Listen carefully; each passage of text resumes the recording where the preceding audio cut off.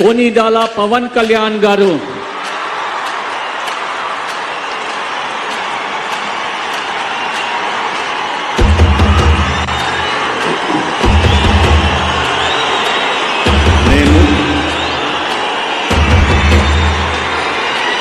కొనిదెల పవన్ కళ్యాణ్ అనే నేను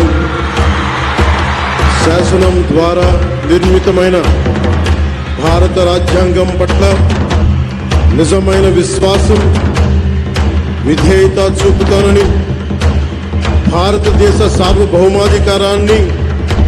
సమగ్రతని కాపాడుతానని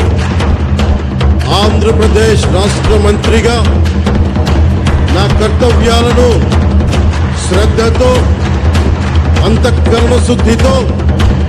నిర్వహిస్తానని, భయం గాని పక్షపాతం గాని రాగద్వేషాలు గాని లేకుండా రాజ్యాంగాన్ని శాసనాలని అనుసరించి